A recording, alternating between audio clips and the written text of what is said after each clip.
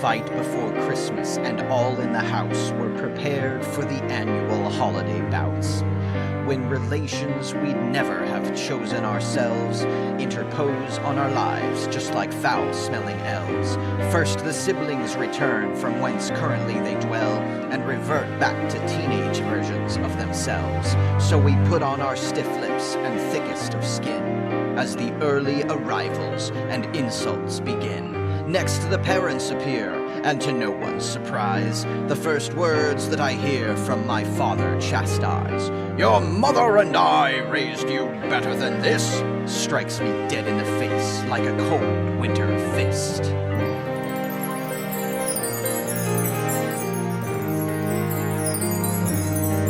So we half-hearted mutter a greeting or two, quickly usher inside, and without further ado, then begin bruising egos and patience to test, much like overgrown birds in an undersized nest. We resolve that this year we'll do holiday things, but cannot quite agree on which carols to sing. So instead we take turns with embarrassing stories of each other's misdeeds, cloaked as yesterday's glories.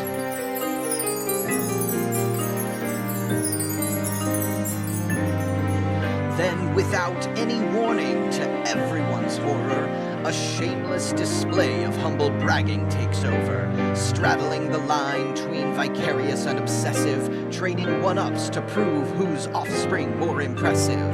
And Grandpa, who's getting quite long in the ear, whilst repeating the same old lame jokes as last year, changes course and throws shadows, highlighting the fumbles of adult unwed siblings and unemployed uncles. As the mounting frustrations all bubble and brew, I pour a tall eggnog and sit back to view the live-action theatrics of taking offense, reigniting old rivalries, feuds, and revenge.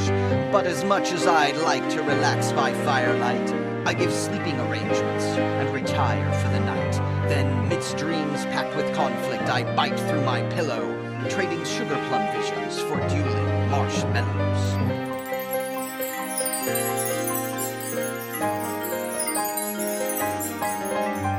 Up at 5, I'm awake to make food for the horde, heeding diet restrictions I can barely afford.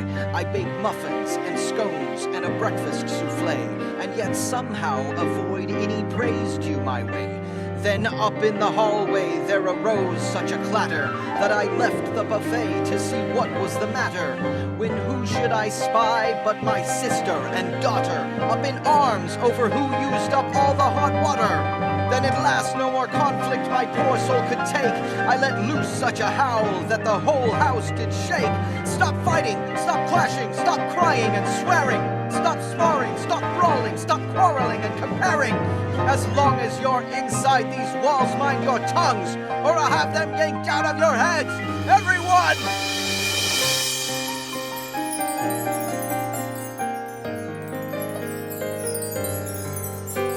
Despite my eruption, it falls on deaf ears. I've no chance of subverting the pattern of years. So the rest of the day is a chaotic blur, filled with backhanded compliments and the occasional slur. Even opening of gifts is a joyless facade, when accompanied by ingrates and self-centered snobs criticizing the menu selection at lunch.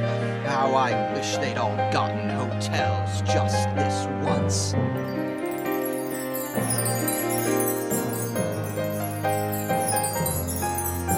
When at last for departure the slouches prepare, and the leftovers vanish with our good Tupperware, then with forced hugs and painfully put on well wishes they shove off, not bothering to help with the dishes.